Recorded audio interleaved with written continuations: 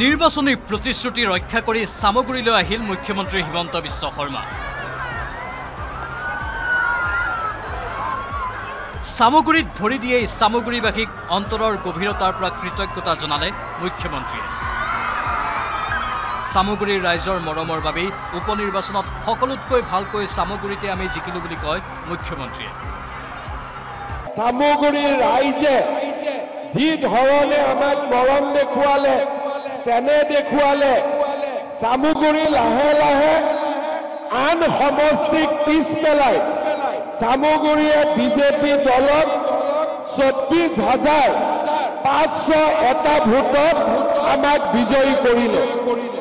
মোৰ প্ৰথম আজি সামগুৰিত ভৰি দিয়ে মই প্ৰথম সামগুৰিৰ ৰাইজক অন্তৰৰ গভীৰতম মনৰ পৰা মই বহুত বহুত ধন্যবাদ আৰু কৃতজ্ঞতা জনাইছো। সামগুৰি লাহে লাহে আমবাগান আৰু কাৱৈমাৰীত অনুষ্ঠিত দুয়োখন সভাতে কংগ্ৰেছৰ সাংসদ তথা সামগুৰিৰ প্ৰাক্তন বিধায়ক ৰকিবুল হুছেইনক আক্ৰমণৰ লক্ষ্য কৰি লয় মুখ্যমন্ত্ৰীয়ে।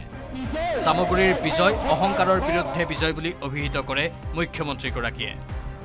অহংকাৰীক ভগৱান আৰু আল্লাহ কোনেও সহ্য নকৰে বুলি মন্তব্য কৰি কয় সামগুৰিত ৰকিবুল হুছেইনৰ অহংকাৰৰ পতন হ'ল। 2026 নিৰ্বাচনতো ৰকিবুল হুছেইনৰ পৰিয়ালক সামগুৰিৰ ৰাইজে প্ৰত্যাখ্যান কৰিব বুলি মুখ্যমন্ত্ৰীয়ে মন্তব্য কৰে।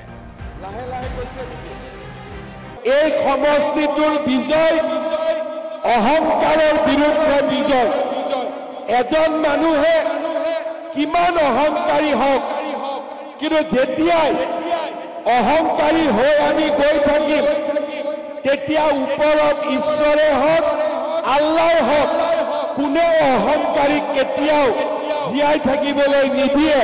অহংকাৰীৰ পতন যুগে যুগে হৈছে আৰু এইবাৰো অহংকাৰী ৰকিবুল হুছেইনৰ পতন সামগুৰিত আমি নিজে সকলোৱে দেখা পালো। মুখ্যমন্ত্ৰীয়ে পুনৰ কয় 24ত 24,501 ভোটত জিকিলো, 26ত আমি 50,000 ভোটত জিকিম সামগুৰি। 2029ত ধুবুৰীতো আমি ৰকিবুলক হৰুৱাম। 26ত সামগুৰি, ৰূপহী আৰু ধিঙতো কংগ্ৰেছক চাফা কৰিম বুলি হুংকাৰ দিলে মুখ্যমন্ত্ৰীয়ে।